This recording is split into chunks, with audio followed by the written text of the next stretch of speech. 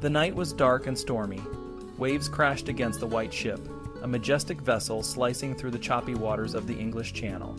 Inside, the young Prince William, the pride of the Norman court, laughed and drank with his friends. They were celebrating, for he had just been named the future King of England. But as the ship barreled forward, a sailor's mistake sent it barreling onto a submerged rock. The impact was catastrophic. The ship began to break apart, and the screams of the passengers echoed through the night. In a matter of minutes, the white ship was no more, and with it, the hopes of a kingdom. The loss of Prince William in 1120 was a blow to the English throne.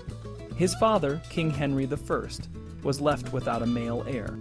The line of succession was now in chaos, and England stood on the brink of civil war. But even in the midst of this turmoil, there were those who looked to the past for solace and guidance. In the years following the Norman Conquest, a group of historians began to revive the memory of Anglo-Saxon England. William of Malmesbury, a scholar with a foot in both Norman and English worlds, wrote about the sweet country of England and the fateful Battle of Hastings. He believed that the day of the conquest was a turning point, one that had changed the course of English history forever. His contemporary, John of Worcester, was born to English parents and held a deep affection for the pre-conquest kings. He drew on the works of the Venerable Bede and other Anglo-Saxon sources to write a chronicle that celebrated the English past. One of the most significant figures in this revival was Henry of Huntingdon. His History of the English was a popular book that reached a wide audience. It told the stories of the great kings and battles of England, from the earliest times to the Norman Conquest.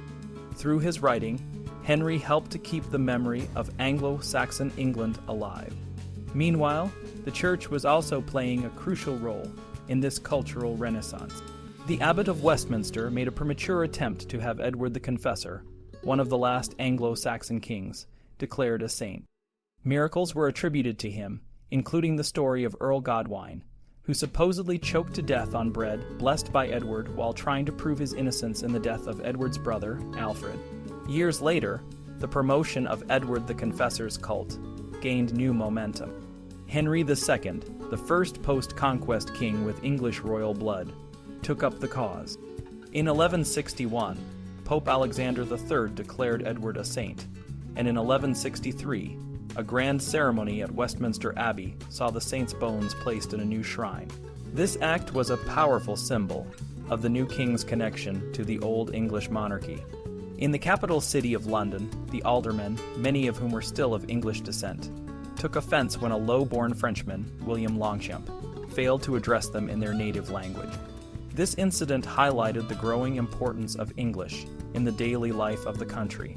By the early 1200s, the barons who would force King John to sign the Magna Carta were appealing to the laws of Edward the Confessor, a clear sign of the enduring influence of the Anglo-Saxon past. The Plantagenet kings, from Henry II to Edward III, continued to honor the legacy of the Anglo-Saxon kings. Henry III rebuilt Westminster Abbey and had Edward the Confessor's body moved to a new resting place. His son, Edward I, named his first son after the saint, and even founded the Order of St. Edward in Acre during his crusade. The tradition continued with Edward II and Edward III, who led England to victory against France in the 100 Years' War.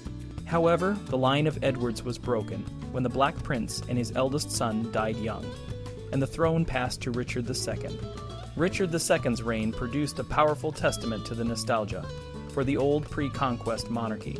The Wilton diptych, a stunning piece of art, shows King Richard II adoring the Virgin Mary, flanked by the Anglo-Saxon royal saints Edward and Edmund. This painting is a vivid reminder of the deep roots of Englishness that persisted even after the Norman Conquest. Despite the upheavals and changes that followed the conquest, the language and culture of Anglo-Saxon England continued to influence the nation. In 1263, King Henry III issued a governmental document in English, a language that had been largely pushed aside by the Normans. This act marked a significant shift, as English began to reassert itself as the language of the people and the government. The legacy of Anglo-Saxon England is a powerful one, a testament to the enduring strength of a culture that has shaped the course of English history for centuries. The stories of the past, the revival of the language, and the veneration of the saints all serve as a reminder of the deep connections that bind the English people to their ancient roots.